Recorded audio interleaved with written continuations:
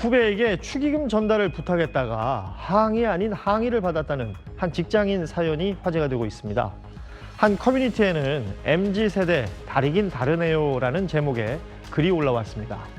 직장 후배의 결혼식에 참석하지 못하게 된 A씨는 다른 후배에게 축의금을 대신 전달해달라며 10만 원을 건넸습니다. 그런데 신혼여행에서 돌아온 후배가 축의금 9만 9천 원은 무슨 의미냐고 물었다고 합니다.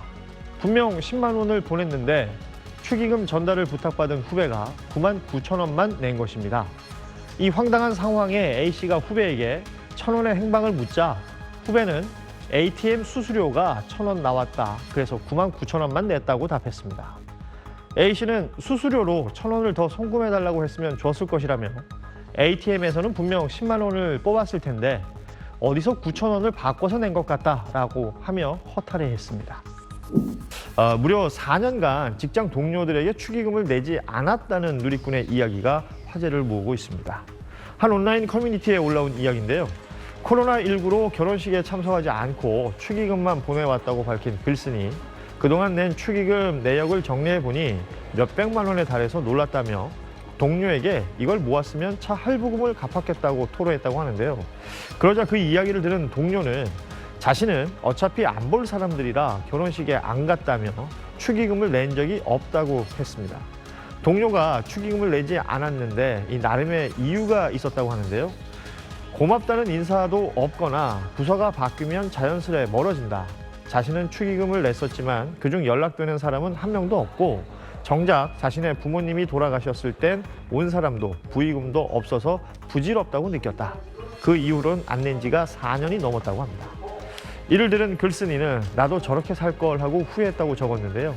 이 사연을 두고 누리꾼들은 요즘은 평생 직장이 아니라서 언제 인연이 끊길지 모른다. 인간관계 현타 왔겠다. 축의는 안 해도 부의는 하는데 진짜 양심이 없다 등의 반응을 보였습니다. 예, 이번 주제 축의금입니다. 축의금을 얼마 내야 할까 항상 고민이죠. 직장 선배 결혼식에 축의금 10만 원을 내고 아내와 함께 참석했다가 눈칫밥을 먹는 신세가 됐다는 사연에 축의금 논쟁 다시 불거졌습니다. 최근 온라인 커뮤니티에 결혼식에 아내를 데려갔다가 선배로부터 면박을 받고 왔다는 내용의 글이 올라왔습니다. 선배가 과거 자신의 결혼식에 왔을 때 축의금 10만 원을 냈기 때문에 자신도 같은 금액을 낸 건데 이후 10만 원을 내고 아내까지 데려와 밥을 먹었느냐며 눈치를 주기 시작했다는 겁니다. 자신을 거지 취급하는 것 같다는 소감도 남겼는데요. 해당 사연의 누리꾼들의 의견 분분했습니다. 금액을 떠나서 시간을 내서 축하해주는 게 난 고맙던데 혹은 너무 계산적이자 이런 선배 행동을 지적하는 의견이 있는가 하면 요즘 결혼식장의 식대가 많이 올랐다. 15만 원은 냈어야 했다 등의 선배 입장을 옹호하는 의견도 있었습니다. 한편 지난해 한 결혼정보회사가 미혼 남녀 300명에게 설문조사를 해봤더니 적정 축의금 액수 평균에 7만 9천 원이라고 조사가 됐다고 하네요. 네, 코로나19 여파로 줄어들었던 결혼식이 일상 회복과 함께 다시 늘어나고 있는데요. 청첩장을 받아든 사람들은 마냥 웃기만은 어려운 상황이라고 합니다. 축하하는 마음은 당연하지만 횟수가 잦아지다 보니 누구에게 얼마를 해야 할지 고민이라는 것입니다.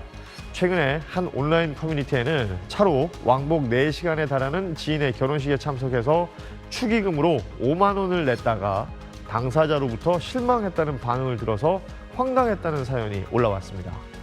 누리꾼들은 축하하는 마음보다 돈이 우선인 축의금 문화가 개선되어야 한다고 지적하고 있는데요. 한 결혼정보회사가 미혼 남녀 300명을 대상으로 진행한 설문조사를 보면 적정 축의금 액수를 응답자의 48%가 5만 원, 40%가 10만 원이라고 답해서 평균으로는 7만 9천 원으로 조사가 됐습니다. 축의금 액수를 결정할 때 가장 중요하게 생각하는 것은 당사자와의 친밀도였고요. 이어서 본인의 경제적 상황, 또 주변 사람들이 내는 액수 순이었습니다.